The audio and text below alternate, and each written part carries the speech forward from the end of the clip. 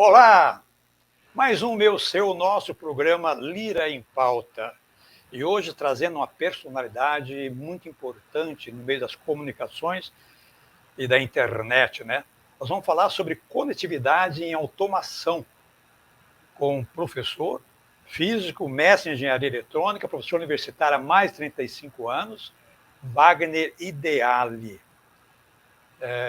Também escritor, escreveu vários livros.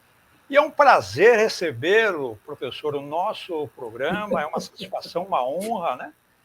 E eu queria muito, já há muito tempo, queria manter um contato com o senhor para que a gente pudesse fazer um programa, né? E Verdade. agora deu certo. Tudo na hora agora certa, deu né? certo. Tudo na hora certa. Tá tudo bem com o senhor? Tá tudo ótimo, tá tudo bem, graças a Tá bom. Deus. Aqui trabalhando online, né? Isso.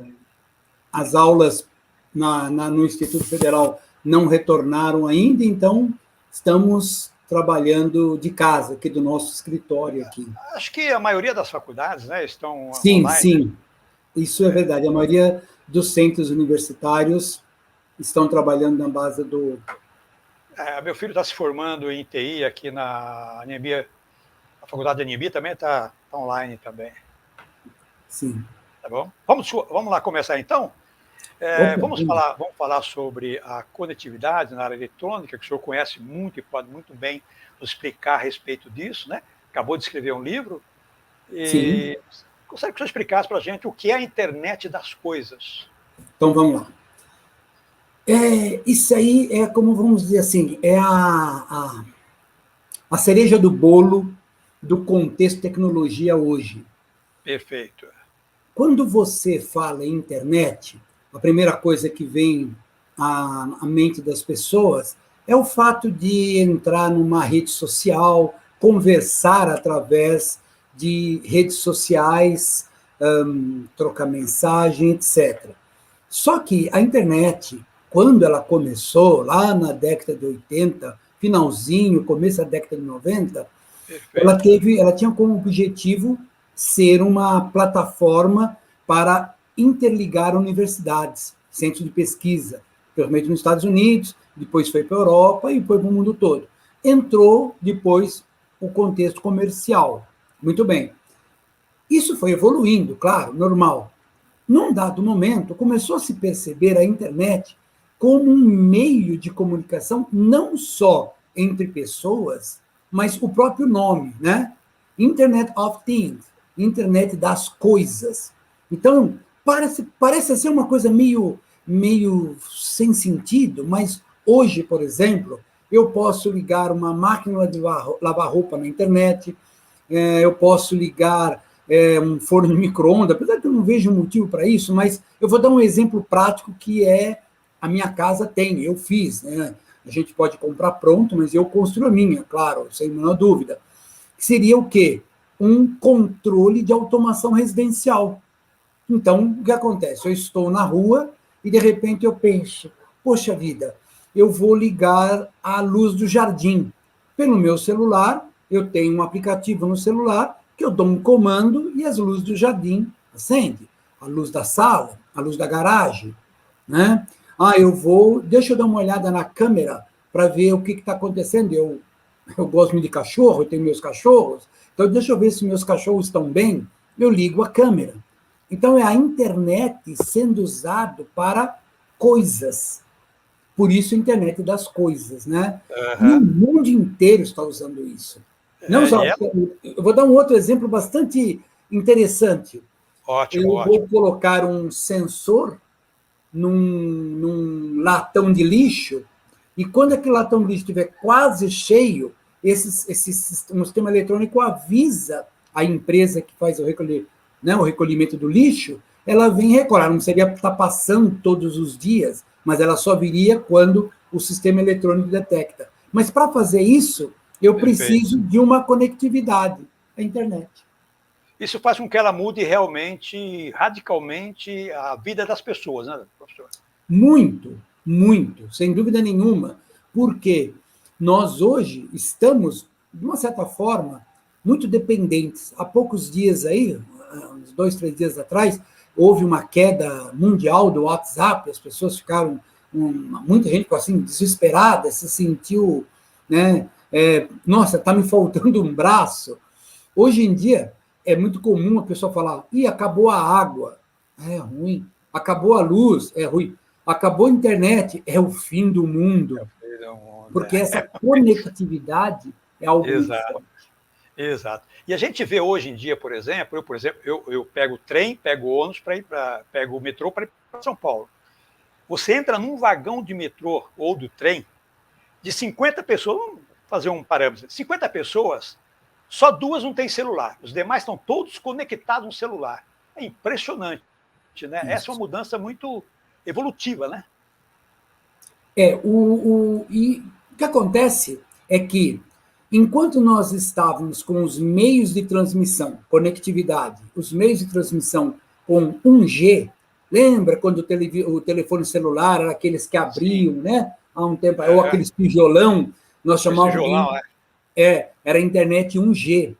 Não tinha como transmissão, não tinha como se fazer transmissão de dados, porque a velocidade de propagação dos dados era muito lenta.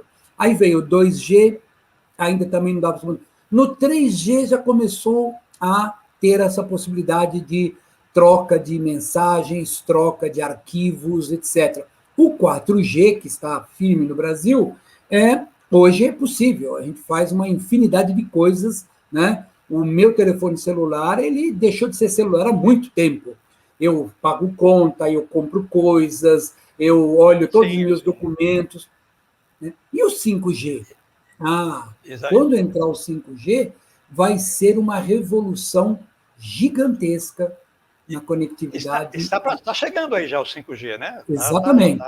O consórcio, o governo está aí articulando para ter o 5G, e aí você vai poder... Por exemplo, hoje já se consegue controlar o trânsito com o 4G, mas vamos pensar assim, você tem o GPS, com o GPS, você, usando o 4G, você sabe aonde o automóvel está.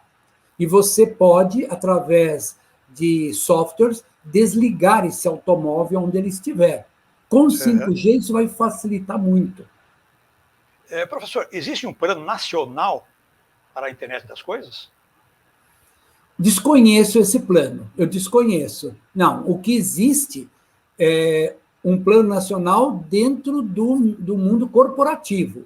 Ou seja, todas as empresas que trabalham com comunicação de dados, trabalham com TI, elas têm um olho virado para o lado da internet das coisas. Isso não tem a menor dúvida. Agora, se o governo tem algum, eu desconheço qualquer tipo de trabalho nesse sentido. Até porque as pessoas vivem a internet das coisas, mas não se percebe. Elas não têm... Vou dar um outro exemplo.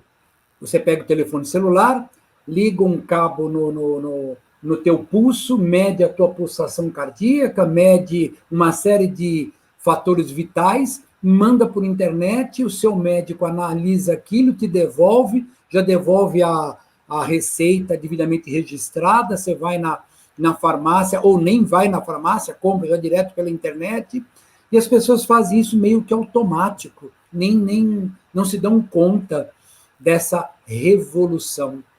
Né? Professor, o que faz e quais são os tipos de IoT? Internet das coisas. Aí, a internet das coisas, ela está...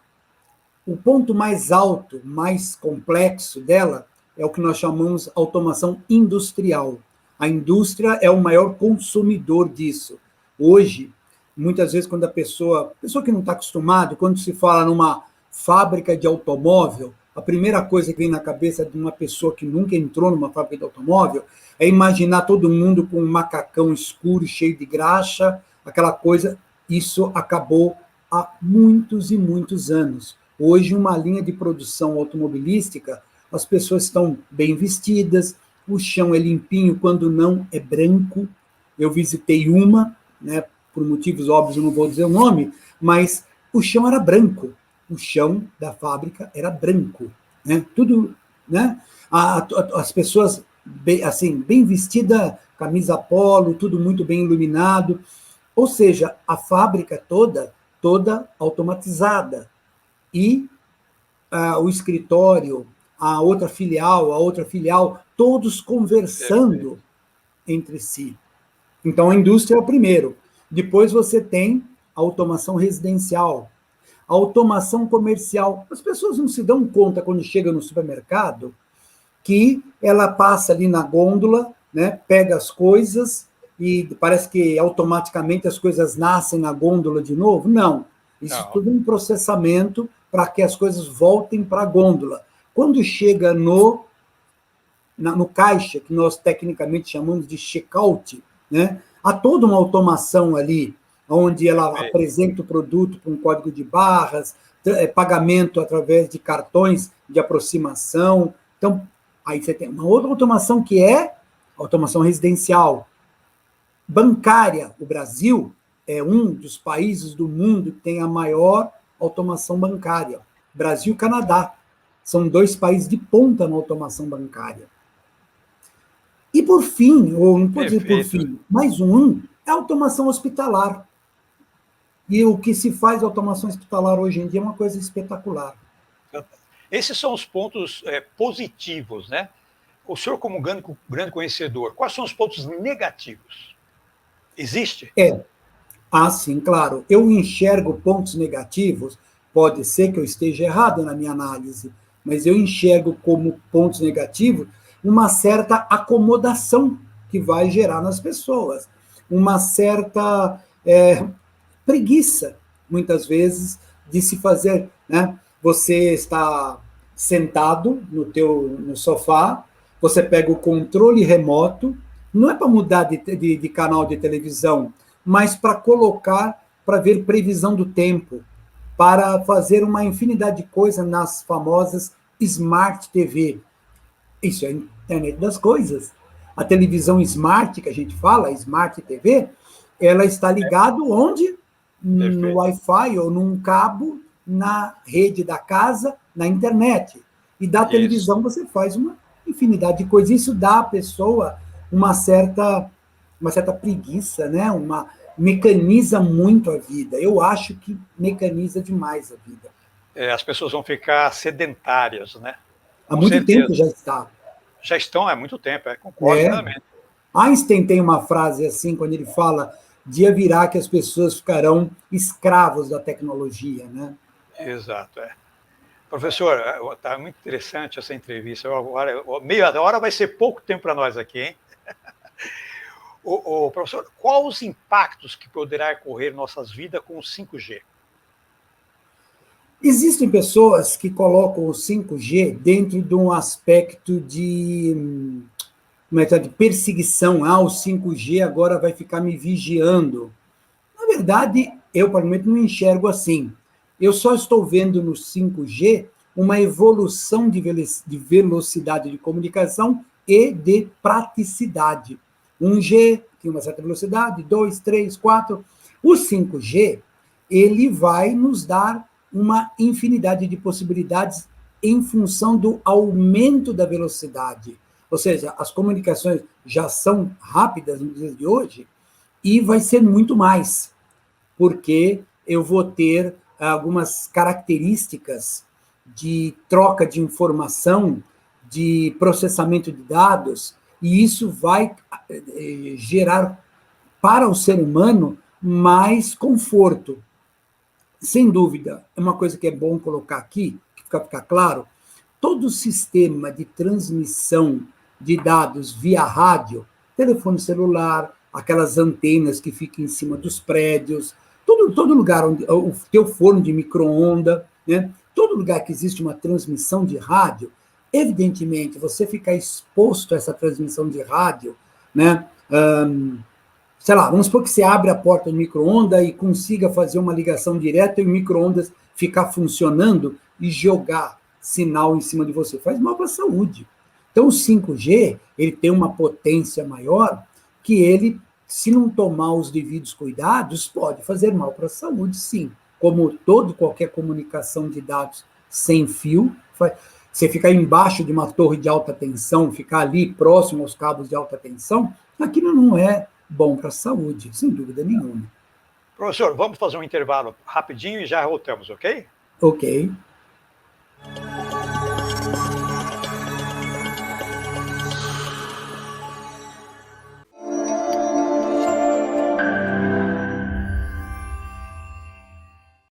Otimize seu tempo na cozinha.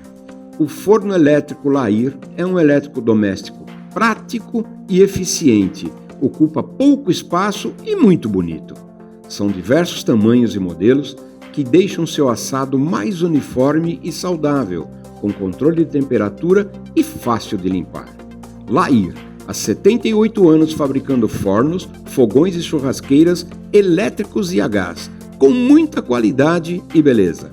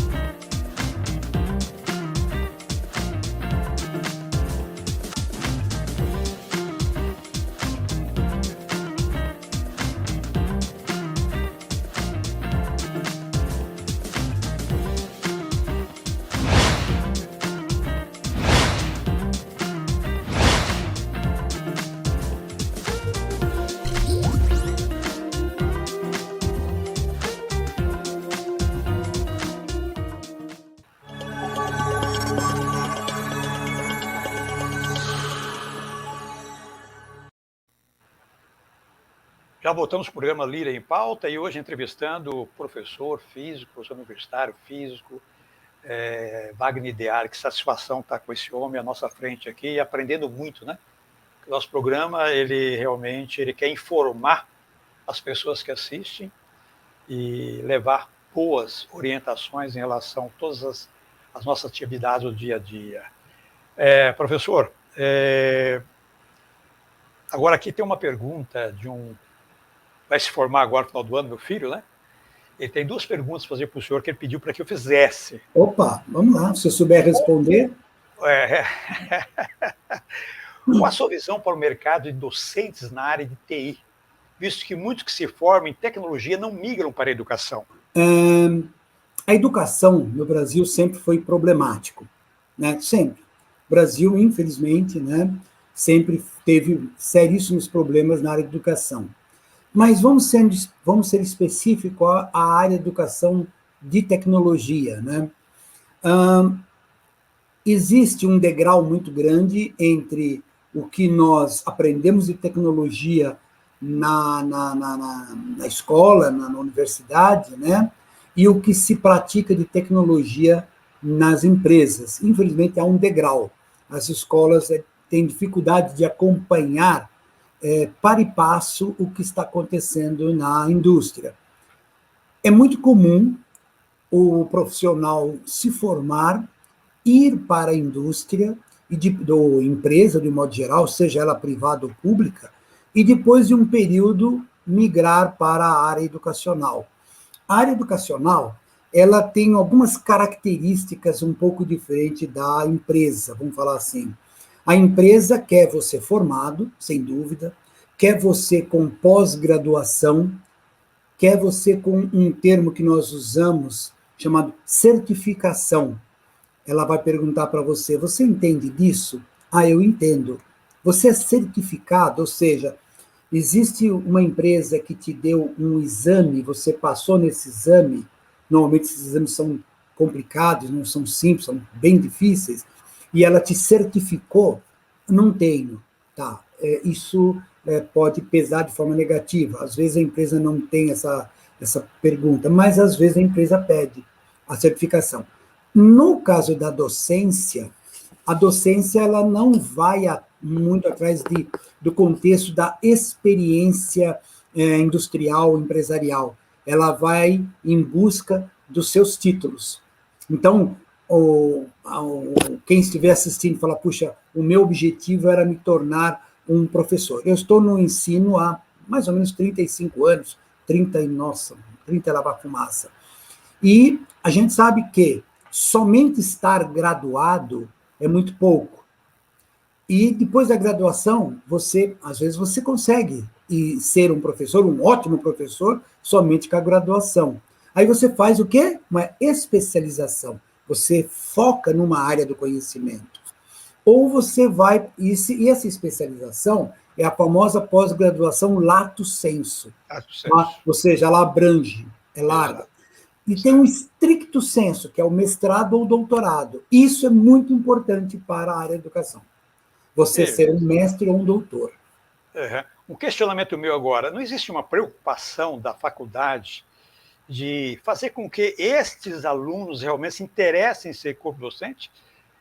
Se interessem realmente se participar do corpo docente da faculdade? Eu não vejo isso, né? Normalmente, as instituições de ensino particular, elas têm o objetivo de formar o profissional para a área afim, né? E liberar o profissional para o mercado, né? Perfeito. As instituições públicas já têm uma certa preocupação, né? As instituições públicas, elas têm um pouquinho dessa preocupação social, por assim dizer. Houve uma época que no ensino era extremamente técnico, ninguém havia muita preocupação para o lado de meio ambiente, de interação entre as pessoas. A empresa, ela queria aquela pessoa, a gente usava um termo, bitolado ali, aquela pessoa extremamente técnica. Nos dias de hoje, mesmo na empresa privada, isso muda um pouco. Hoje há uma preocupação com o meio ambiente, com a relação humana, não só a parte técnica. Agora, uma coisa eu também posso colocar. Quando nós fizemos o curso superior, nós fizemos depois uma pós-graduação na parte de docência em nível superior. Foi uma pós-graduação que nós fizemos. Isso nos ajudou muito, eu particularmente. Depois tem mestrado e outras coisas mais, mas eu fiz questão de fazer um curso de pós-graduação em pedagogia. E, no caso, era em docência para curso superior. Porque uma coisa é ensinar criança, uma coisa é ensinar adolescente, e uma coisa é ensinar adulto. São mundos diferentes.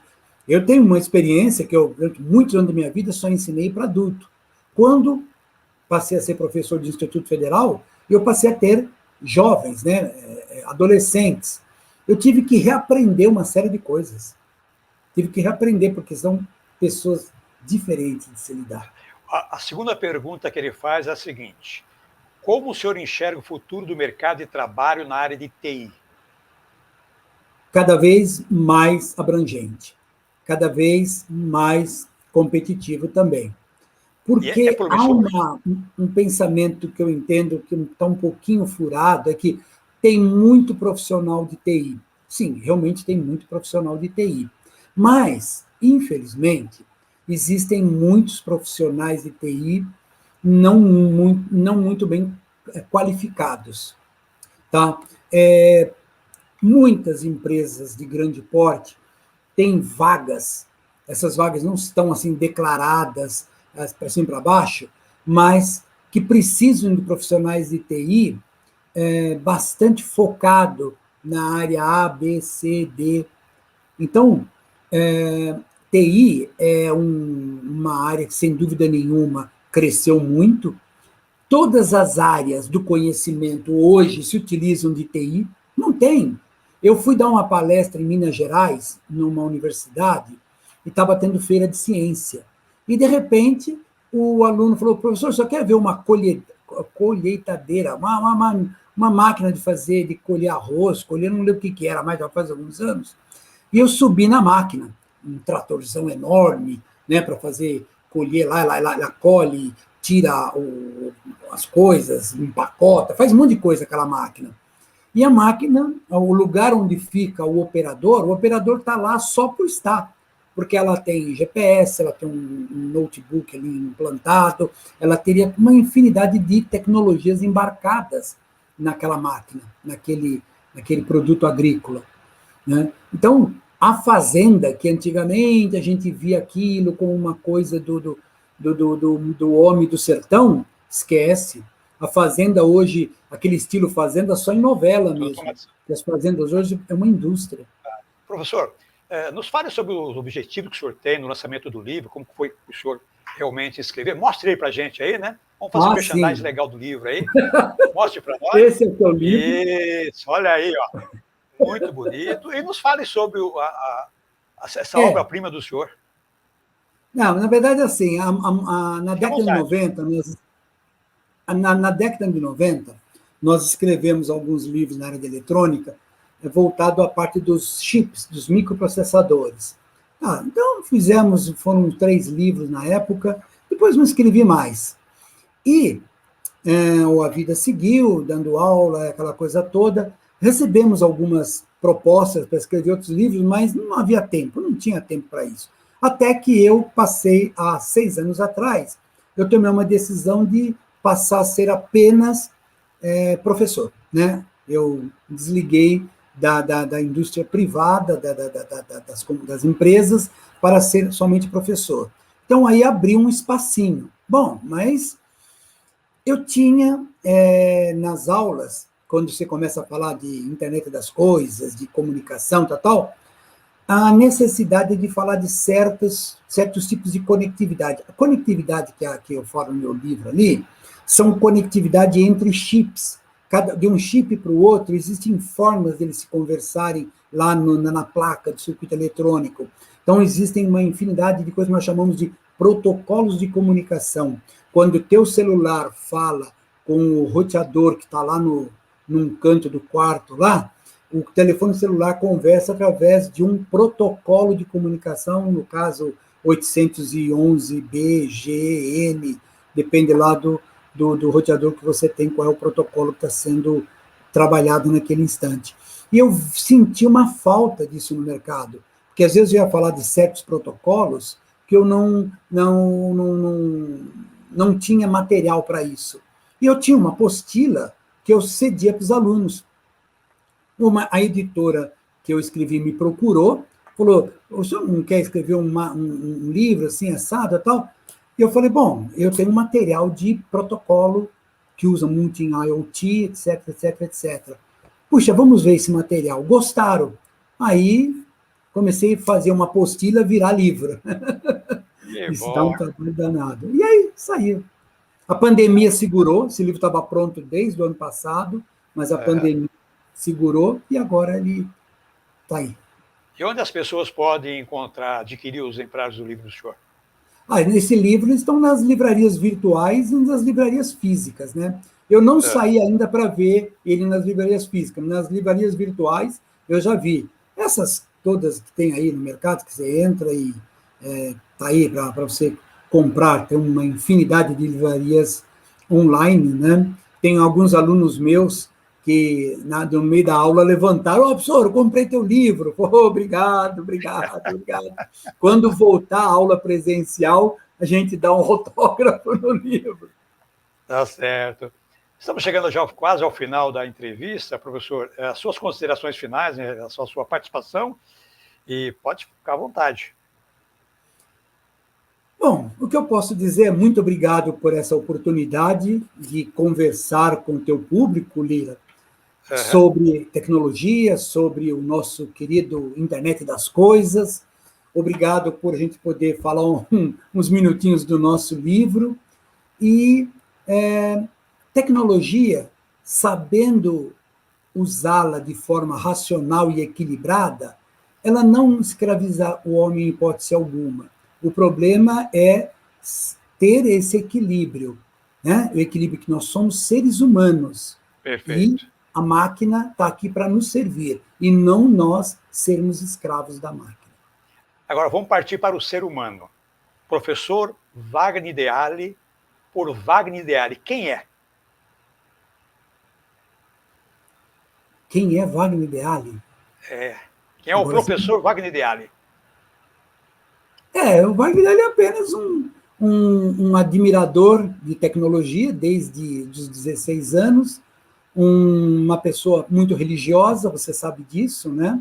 Temos aí alguns princípios religiosos muito fortes, e estamos lutando, como todo mundo, para tentar ajudar as gerações que estão vindo a entender melhor o mundo à nossa volta, não só no lado tecnológico, mas também no lado humano, no lado de interação entre as pessoas, né?